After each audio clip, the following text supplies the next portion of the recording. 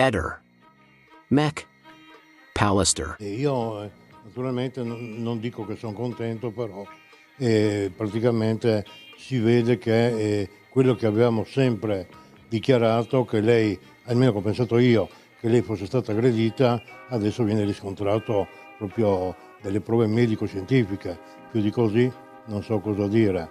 Adesso aspettiamo appunto i responso finali della dottoressa Cattaneo per vedere come andare avanti. In ogni caso, appunto, questa è la prima volta io non ho visto, ribadisco, come riconoscimento mi ha mostrato la foto che si vedeva solo il lato sinistro del viso. E quello tu mi hai fatto? Non me l'hanno mai mostrato e neanche non ho mai appunto potuto vederla quando è stato fatto il funerale. E questo difatti adesso capisco perché non me l'hanno mostrato, perché loro, cioè gli inquirenti, hanno puntato subito col pregiudizio del suicidio. Io dico che non mi hanno mostrato appunto l'altra parte del viso perché altrimenti dovevano darmi ragione che io dicevo dall'inizio che lei che l'hanno bastonata, perché penso proprio che non voleva appunto che si sapesse che mia sorella appunto ha preso uno schiaffo, un pugno in fase iniziale, però io ribadisco non l'ho mai vista,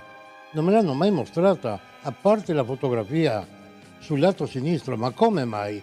Non ho mai visto in tutta la mia vita, non so, anche nei film, negli altri casi, quando chiamano un parente per il riconoscimento mostrano appunto la persona, a prescindere di come possa essere il corpo, il viso e tutto, a meno che non fosse passato in un trito da carne, ecco, non lo so. Ma per il resto è normale, penso. In quel periodo non ero seguito da nessun avvocato. Mi hanno chiamato a casa al telefono e mi hanno chiesto appunto se vengo a riconoscere il corpo di mia sorella, se è mia sorella. E io ho accettato subito. Mi sono recato in questura e là pensavo che andassimo dopo all'obitorio. Dato che era morta, non è che dov'era. Invece mi ha portato una fotocopia di una foto, non so se mi capite, e tramite questa fotocopia della foto io appunto ho riconosciuto il viso di mia sorella, ma solo da un lato e basta.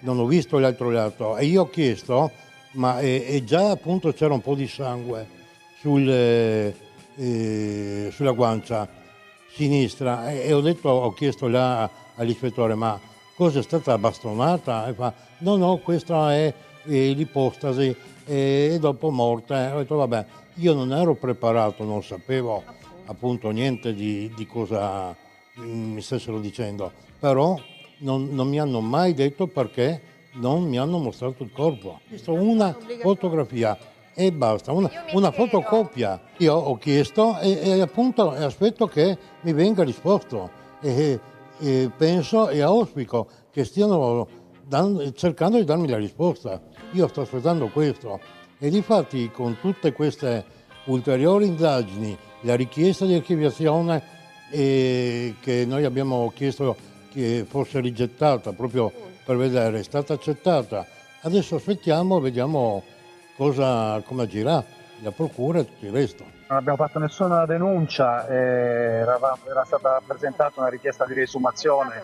Noi siamo intervenuti in una fase successiva, quindi non c'è stata insomma la possibilità di intervenire. La prassi è quella del riconoscimento, ma poi la prassi è anche quella di nominare un consulente che possa poi intervenire in sede autoptica e quindi a partecipare agli accertamenti che sono stati eseguiti. In questo caso ritengo che Sergio non l'abbia fatto nell'immediatezza, quindi è stato nominato un consulente medico-legale che era il consulente di Sebastiano. No, non ritengo, giustamente Sergio ha fatto questa segnalazione, ma non ritengo che questo aspetto fosse importante, perché poi ci sono le immagini dell'autopsia, cioè il problema è l'esito dell'autopsia successivamente.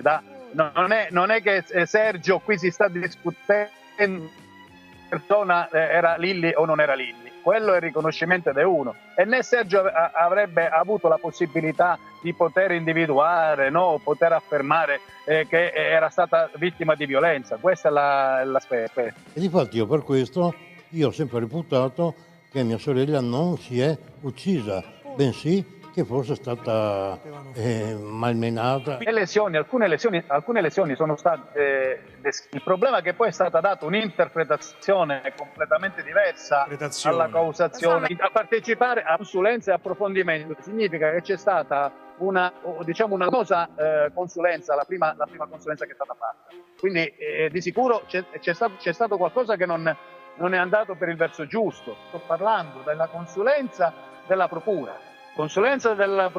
Tant'è che poi a seguito del nostro elaborato del professor Fineschi, il professor Bacci, il professor Berrico hanno effettuato una nuova valutazione delle carte, diciamo delle immagini e degli elementi che c'erano in quel fascicolo, hanno fatto determinate affermazioni che oggi sono rafforzate dalla presenza di nuove lesività. E oggi l'attività che è stata posta in essere dalla dottoressa Cattaneo è stata posta in essere anche in condizioni molto più difficili, perché del povero corpo di Liliana c'era veramente poco.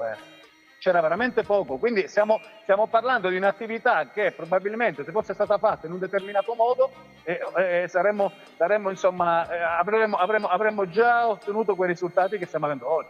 Mi sembra proprio, a chi l'ha visto, avevano fatto vedere le immagini del ritrovamento del corpo e non occorre esserne CSI né niente per vedere lo scempio che è stato fatto nel ritrovamento, dove il cordino e tutti i sacchetti eccetera vengono messi nel sacco salma insieme al corpo di Liliana. Quindi credo che non è difficile capire che anche se ci fosse stato, come mi sembra che poi hanno ritrovato, un DNA maschile o roba, sia stato inquinato. Cioè non occorre, ripeto, essere né della scientifica né niente, però già il fatto di inquinare, dico io, una scena del crimine, perché noi non sappiamo quando il medico legale arriva cosa troverà. Può essere una scena di un omicidio, può essere una scena di un suicidio, lui non lo sa. Quindi già aver spostato il corpo prima dell'arrivo del medico legale è un qualche cosa che secondo me, ecco, nel mio piccolo ho imparato, anche perché ho lavorato presso la scientifica diversi anni, ho rubato con gli occhi, ho imparato tante cose dai colleghi, ecco, non si fa. Quindi il medico legale, quando arriva su una scena, non sa se può essere, anche uno impiccato, non si può sapere se si è impiccato da solo o l'hanno impiccato.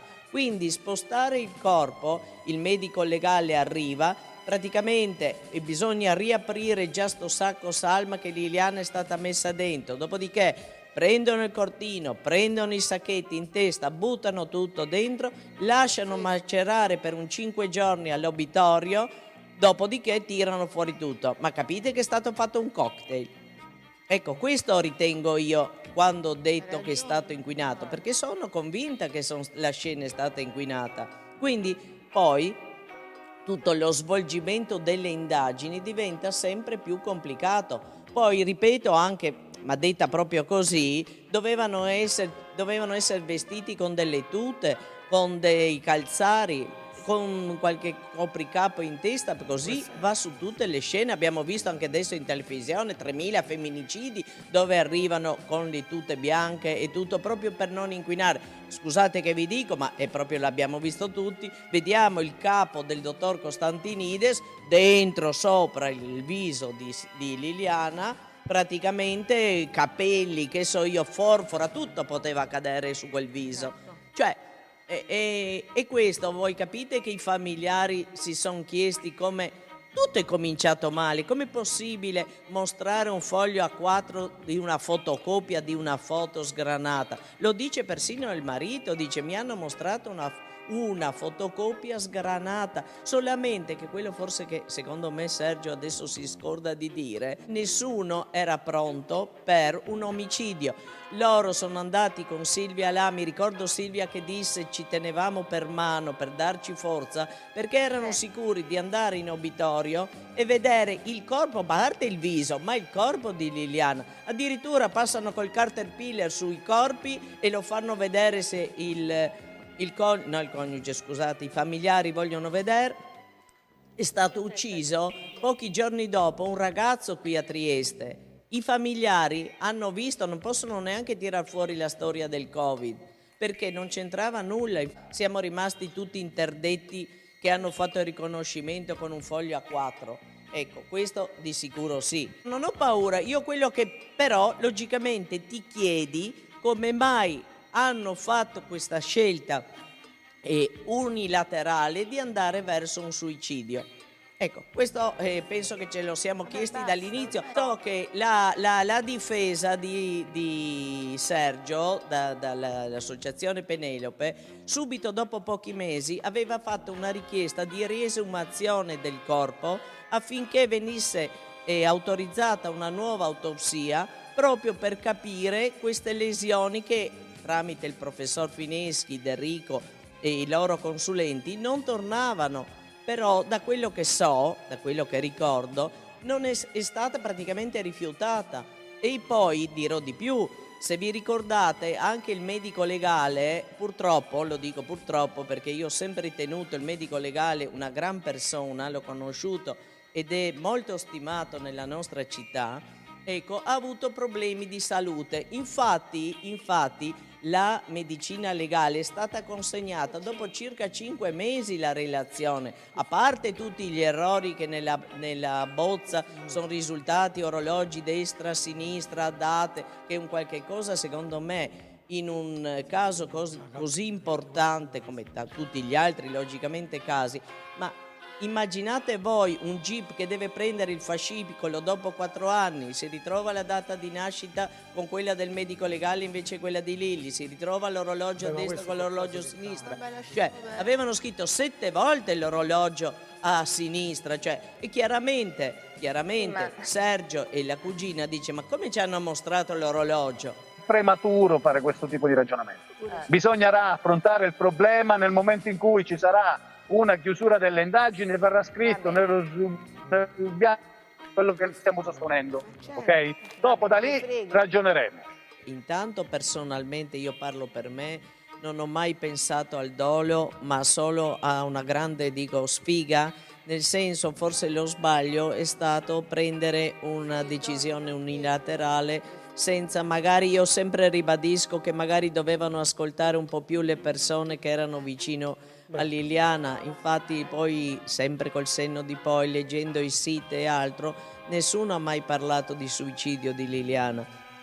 Tutti abbiamo detto che lei non si sarebbe mai potuta suicidare. Ecco questo, nessuno parla di dolo. Seconda cosa, io vorrei fare un passo avanti oggi dopo le dichiarazioni che sono uscite, che sono vere, non vere, confermate anche dal dottor Barisani, che oggi ho letto anche sul quotidiano, che giustamente ribadisce quello che lui disse 2 anni fa, che poteva esserci un alterco. Quello che oggi mi sento io di dire il mio pensiero, una cosa che ormai dobbiamo chiudere e finirla, di pensare che Cappuccetto Rosso è andato in quella discarica pisciatoio col suo bravo kit del piccolo suicida. Allora mi viene da pensare che giustamente o ingiustamente molte persone dicono sì, è morto il 14, molte persone bisogna attenersi a quello che dice il medico legale del 3 e il 4. Ma allora diciamola così, cosa Lilli se porta il piccolo kit suicida già il 14 fuori per suicidarsi, o qualcuno appunto come insisto a dire è stata spenta. Liliana è salita su una macchina, io credo di più persone, sicuramente 2, ma questo è un mio pensiero, sia ben chiaro, qualche balordo, perché devono essere dei balordi, ecco, l'hanno spenta. Dopodiché, secondo il mio punto di vista, quei 21 giorni, perché io sono sempre convinta che la vita di Liliana finisce il giorno 14, poi non so bene, ancora ci sto pensando e valutando il perché il corpo viene fatto ritrovare dopo 21 giorni. E i balordi pensavano strada facendo cosa fare del corpo di Liliana? Non era premeditato? Non era premeditato? Ecco, e in qualche momento a me viene da pensare che questo, diciamo, sequestro di persona è stato premeditato, perché certe cose proprio non riusciamo. Però quello che non mi torna è il piccolo kit da suicida, trovare Liliana, e ormai penso che l'abbiamo capito tutti, che quel cordino lasso intorno al collo messo al rovescio, con il groppo al rovescio, con i 2 sacchi senza impronte, con tutti i sacchetti tutti bevuti, diciamo, del suo. Secondo me, quando si parla, sì, ma lì giustamente non può essere morta perché è stata picchiata e quindi la morte conseguente all'aggressione è il fatto che l'hanno pestata a morte. No, quello è il preludio di picchiata. Vedremo appunto come si muove la procura, che intenzioni ha, perché noi abbiamo, io dico io e tutta i miei parenti, i conoscenti, gli amici, la banda di tenaci come siamo definiti adesso, e vedremo come andare avanti. Abbiamo prodotto veramente molti documenti che devono essere valutati dalla procura. E così magari qualcuno presto sarà indagato. Io avrei potuto di sì. Eider, precisiamo che Bevilacqua non è l'avvocato della famiglia, è l'avvocato di Sebastiano. Specifica questa cosa perché mi dà molto fastidio sentire altro. Ehi, non dimenticare di iscriverti a questo canale.